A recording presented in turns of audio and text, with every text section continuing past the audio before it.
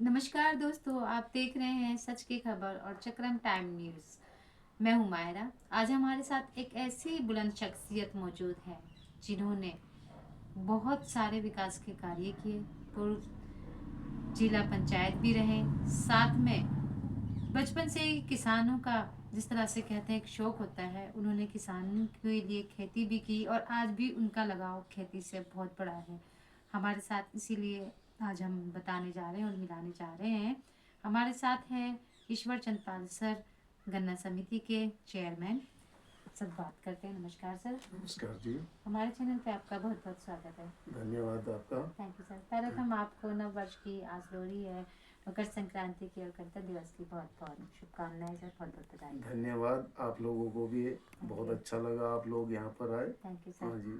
तो सर किस तरह से आप कहना चाहेंगे, पहले तो जिस तरह से नव वर्ष शुरू हो चुका है, सन 2026 चल चुका है, आज लोहड़ी भी है और मकर संक्रांति, गणतंत्र दिवस है, तो किस तरह से आप अपने क्षेत्रवासियों को, देशवासियों को, प्रदेशवासियों को और सारी जनता को क्या संदेश देना चाहेंगे और क्या शुभकामनाएं देना चाहेंगे उनको? मेरी तो शुभकामनाएं हैं सारे देशवासियों को, अपने क्षेत्रवासियों को, सबको हैं। इस महंगाई का टाइम पे जी क्राइसिस बहुत हैं। हमारे परिवारों को, बच्चों को, सबको अपने अपने क्षेत्र में तरक्की मिले, जी ये हमारी शुभकामनाएं हैं। जी। और बोलिए आप।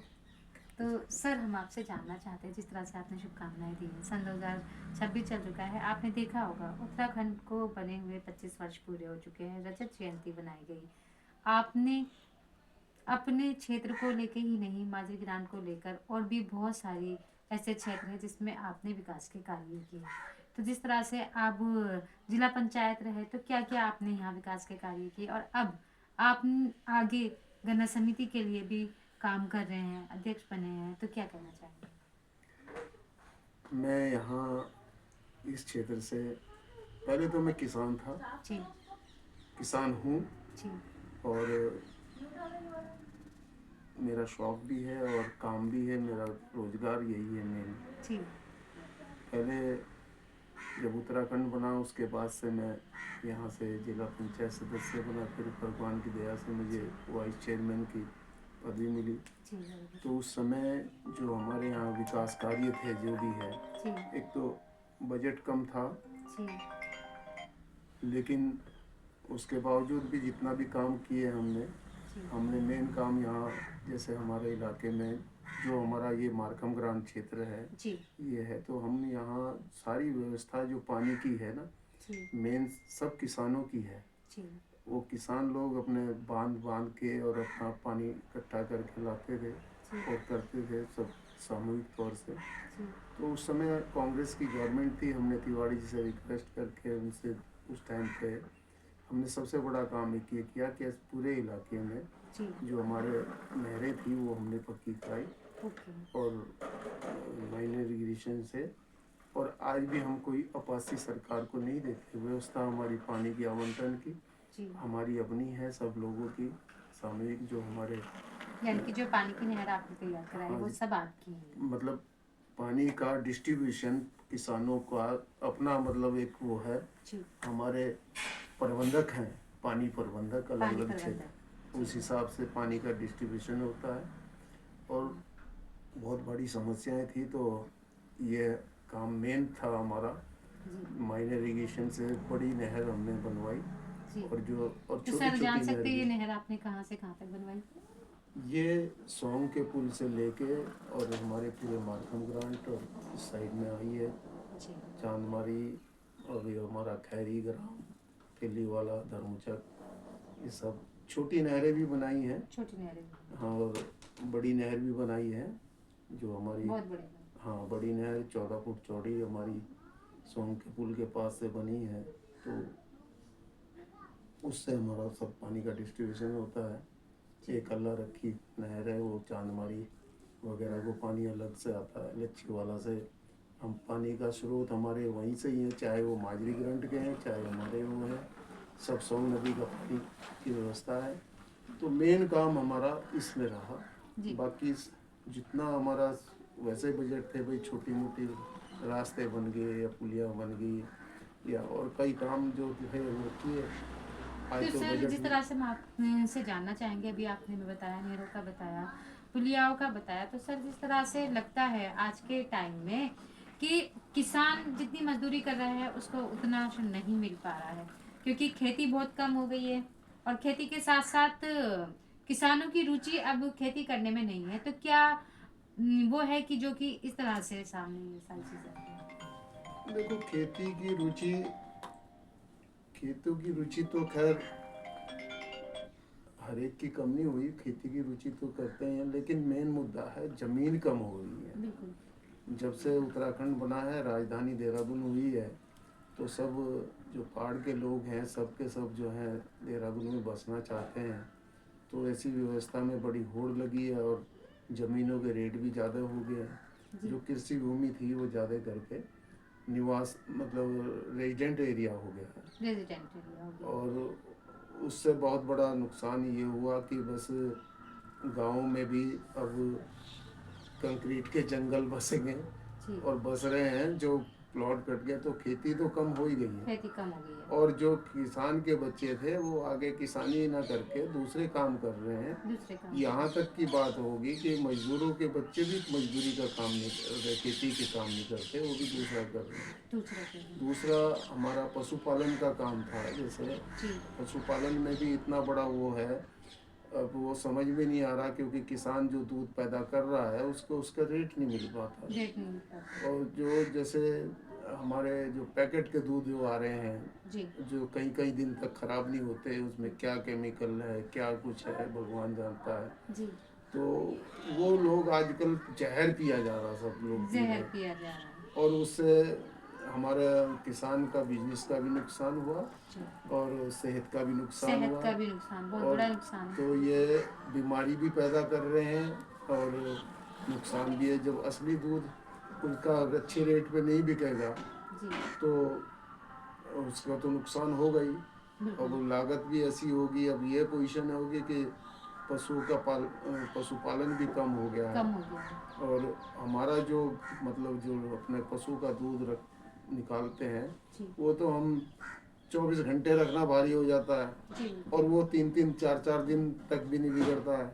तो कुछ ना कुछ तो उसमें ऐसा केमिकल है जी। जिससे वो खराब खराब नहीं नहीं हो रहा। बिल्कुल। और वो पता नहीं लग रहा, लेकिन वो स्लो पॉइजन की तौर से लोगों में बीमारी बढ़ा रहा है। तो सर जिस तरह से आपने बताया कि पैकेट का दूध बीमारी बढ़ा रहा है, तो ये सारी जनता से किस तरह से आप अपील करना चाहेंगे कि अगर जिस तरह से पैकेट के दूध में एक तरह से जहरी हो गया, क्योंकि 3-4 दिन तक वो लगातार रखा रहता है और ख़राब नहीं होता है, तो किस तरह से आप बताना चाहेंगे? देखो, ऐसी चीज़ों की पहले तो बात यह है ना कि सरकार भी इस विषय में ध्यान करे, बिल्कुल। वो ऐसी जहरी चीज़ों को बंद करें। जी। मैं जानता हूँ कि शुरू में हम लोग सब यहाँ ऑर्गेनिक की खेती करते थे। बिल्कुल। जो भी हम कंपोस्ट डालते थे उसके हिसाब से मैंने अपने जीवन में ही देखा, यूरिया का प्रचलन शुरू हुआ जी। तो खाद का इसका जो भी इस्तेमाल किया। अब पोजीशन वो होगी कि ज़मीनों की हालत ख़राब हो गई है, ज़मीनों बिल्कुल। की आदत ख़राब हो गई है, जिसे एक तरह से एडिक्शन हो गया है जी। और वो उसके बिना खेती होगी नहीं। जी। तो जो लोग हमारे ऐसा भी नहीं है कि जो लोग शुरू कर रहे हैं ऑर्गेनिक खेती भी कर रहे हैं। मेरा भाई छोटा वो बिल्कुल 100% ऑर्गेनिक फार्मिंग कर रहा है। जी। 3-4 साल तो उसके खेतों में बहुत कम अनाज हुआ जी। और बहुत दिक्कत रही, लेकिन अब उन्होंने कवर कर लिया क्योंकि उन ज़मीन को आदत को छूट गया है। कंपोस्ट तैयार कर रहे हैं और दूसरे जो अपने ऑर्गेनिक प्रोडक्ट हैं जो खाद के हैं उनको यूज कर रहे हैं। तो उसमें ऐसा नहीं है, उसका टेस्ट भी अच्छा है, जी। रेट भी अच्छा है और डिमांड भी ठीक है, लेकिन पैदावार कम है। पैदावार भी कम है। अभी बढ़ेगी भी खैर धीरे धीरे जो भी चीज़ें हैं, तो उस तरफ ऐसा भी नहीं, सरकार भी ध्यान कर रही है। मेरा तो ये कहना, सरकार ने ही उस चीज़ को बढ़ावा दिया, जी। सरकार ने ही दूध को बढ़ावा दिया। जी। अब मैं एक छोटी बात कर रहा हूँ, पहले पोजीशन ये थी कि भाई जर्सी गाय पालो, दूध ज़्यादा देगी। मेरा ये कहना कि वही बीमारी की जड़ है। वही भी। तो वो उसका वो ऐसा जीन्स है, वो दूध तो ज़्यादा दे रही लेकिन बीमारियां पैदा हो रही। बीमारियां पैदा। हमारी देसी गाय थी वो जो भी है आज फिर वही दौर आ गया कि लोग बाग जो है उसका डिमांड करने लगे, जो सही दूध पीना चाहते जी। हैं, ऐसा भी नहीं है, लेकिन उसकी पूर्ति नहीं। पूर्ति भी जब ही होगी जब उस हिसाब से होगा। लोगों ने पशुपालन का काम कम कर दिया और लोगों ने सस्ता दूध पीना शुरू कर दिया। गांव-गांव में वो पैकेट वाला दूध बिक रहा है, जिससे बीमारियां बढ़ रही हैं बीमारियाँ। और मजबूर है। तो सर हम आपसे जानना चाहेंगे, काफ़ी सारी बातों में आपने बहुत अच्छी बातें आपने जनता को बताई, साथ ही साथ जिस तरह से आप गन्ना समिति के अध्यक्ष हैं, तो क्या कहना चाहेंगे जिस तरह से आजकल किसानों को गन्ने के रेट नहीं मिल रहे हैं और मिल बहुत ज़्यादा नुकसान में आ रही है और किसान भी बहुत ज़्यादा इससे नुकसान में जा रहे हैं, तो क्या कहना चाहेंगे आप? पहले तो मैं गन्ना समिति का चेयरमैन नहीं हूँ, मेरी वाइफ है चेयरमैन जी। वर्तमान में। मैं पहले था, जी। पहले मैं चेयरमैन भी रहा हूँ गन्ना समिति का जी। और वर्तमान में वाइफ है।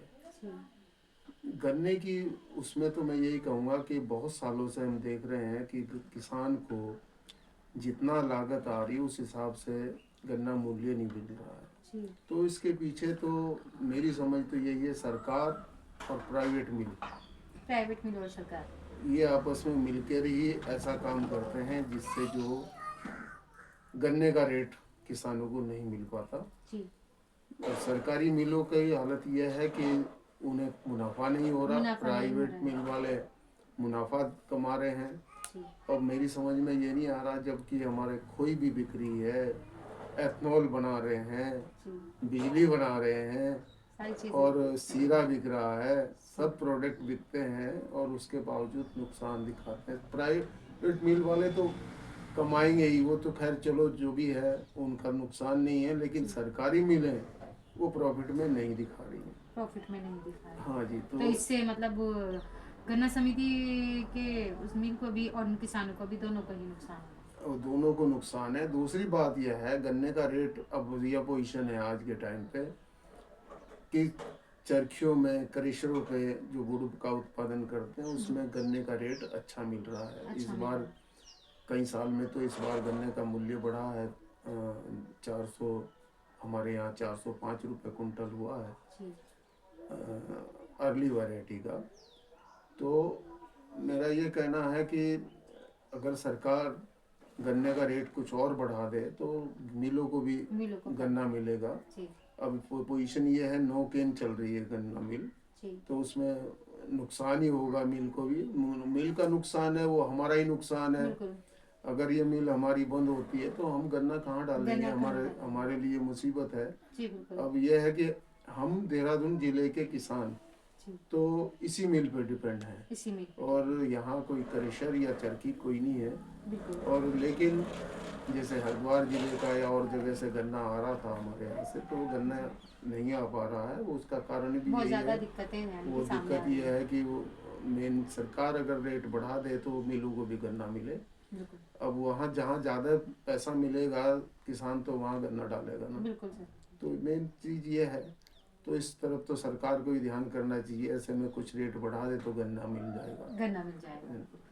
तो सर जिस तरह से आपने देखा होगा उत्तराखंड के अंदर अपराध बहुत ज़्यादा हो रहे हैं, तो क्या लगता है, क्या सरकार से अपील करेंगे जिस तरह से अपराध बढ़ते जा रहे हैं, नशा बढ़ता जा रहा है, छोटे छोटे बच्चे इसमें ले रहे हैं और साथ में बेच भी रहे हैं, तो क्या आप सरकार से अपील करेंगे, शासन प्रशासन को लेकर अपील करेंगे कि इन पे रोकथाम लगाई जाए?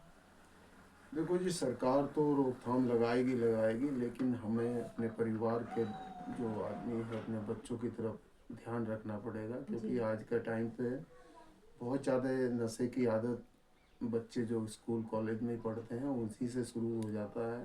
जी। और बच्चे का ध्यान करना पड़ेगा। एक तो ये पोजीशन हो गई है कि बच्चे अब स्पोर्ट्स की बजाय मोबाइल में या अपना कंप्यूटर में उसी में लगे रहते हैं।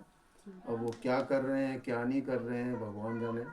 तो बच्चों का ध्यान तो माँ बाप रखेंगे।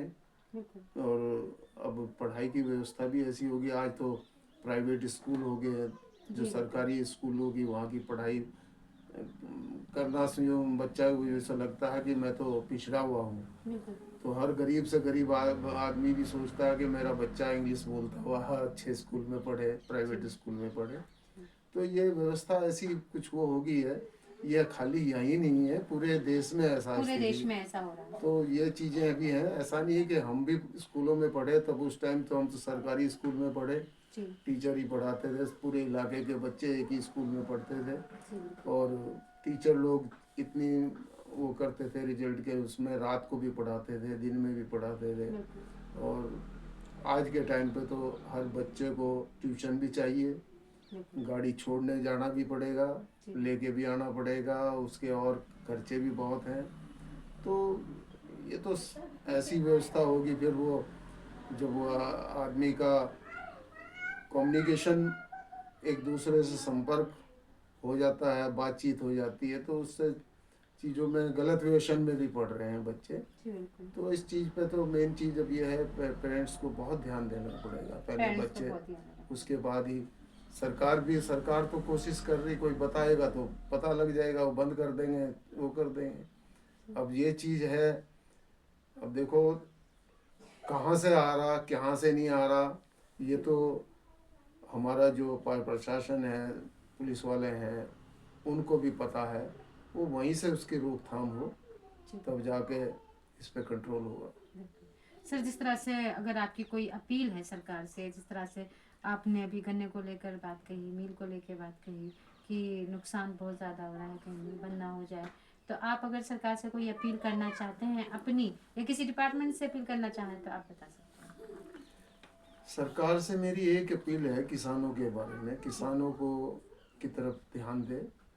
किसानों को उनका मतलब, हम लड़ाई भी लड़ रहे हैं और उन्हें अपनी मजदूरी नहीं मिल पा रही है। तो ऐसा नहीं है कि अगर सरकार चाहेगी तो उसमें कुछ ना कुछ रेट का बढ़ोतरी हो, तो उसी से सारी तरक्की होगी।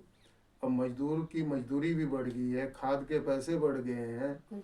और पिछले साल तो ऐसा हुआ, बारिश के कारण या मौसम के कारण या दूसरे अन्य कारणों से हमारे यहाँ गन्ने की फसल भी कम हुई है और धान की फसल भी कम हुई है, धान की फसल। पैदावार बहुत कम हुई है। अगर पैदावार कम होगी तो किसान को नुकसान है जी बिल्कुल। और बाकी खर्चे बढ़ गए हैं। तो सरकार का यही ध्यान हो थोड़ा सा ऐसे टाइम पे, मैं ज़्यादा नहीं कहूँगा, गन्ने के रेट में तो बढ़ोतरी कर सकती है सरकार, ऐसी बढ़ोतरी बात कर नहीं। सकती है। और इसमें ऐसा करें, गुड़ का भाव चीनी से ज़्यादा हो रहा है जी और हम ये नहीं कह रहे, चीनी तो 2 रुपए महंगी भी खरीद लेगा आदमी, कोई फ़र्क नहीं पड़ेगा। लेकिन जहाँ तक यह है, किसान को वाजिब पैसे मिले जिससे अपना सर्वाइवल हो। किसान आदमी पहले खेती से ही सारे गुजारे करता था और पैसे भी बचा लेता था। आज के टाइम पे ये पोजीशन है कि किसान आदमी पैसे नहीं बचा सकता, उसके अपने खर्चे ही नहीं पूरे हो सकते खेती से। वो तो ये है कि ज़मीनें महंगी होगी, थोड़ी बहुत ज़मीन मजबूरी में, चाहे वो मकान बना रहा है, शादी कर रहा है, तो वो थोड़ी बहुत ज़मीन बेच दे रहा है और वो काम कर ले रहा। तो ये चीज़ें हैं, सरकार से यही अपील है कि भाई किसानों का ध्यान करके उसमें रेट बढ़ाए तो सब सुधार होगा। दोस्तों जिस तरह से आपने देखा, हमारे साथ एक बहुत बड़ी हस्ती मौजूद है और साथ में अभी अभी मैंने नाम उनका पहले भी बताया था और अभी भी बताने जा रही हूँ, ईश्वर चंद पाल सर हमारे साथ मौजूद हैं और पूर्व चेयरमैन भी हैं और साथ में पूर्व गन्ना समिति के अध्यक्ष भी रहे हैं। तो अभी जो उन्होंने कहा है कि सरकार से जो उन्होंने लास्ट में अपील की है, किसानों की तरफ ध्यान दिया जाए, गन्ने के रेट बढ़ाए जाए, क्योंकि किसान जिस तरह से मजदूरी कर रहा है उनको रेट नहीं मिल रहे हैं, कहीं ना कहीं बहुत बड़ी कमी आ रही है। तो मेरी खुद से भी सरकार से अपील है कि सर की बात को ध्यान रखते हुए उनकी अपील स्वीकार की जाए। तो मैं सर का धन्यवाद करूंगी, उन्होंने मैं अपना कीमती वक्त दिया। धन्यवाद। धन्यवाद आपका। Thank you. अगली न्यूज में कहीं ना कहीं कोई नई शख्सियत के साथ या फिर सर के साथ कोई नई मुद्दे पे बात करेंगे। देखते रहिए सच की खबर और चक्रम टाइम न्यूज से। धन्यवाद। Thank you sir.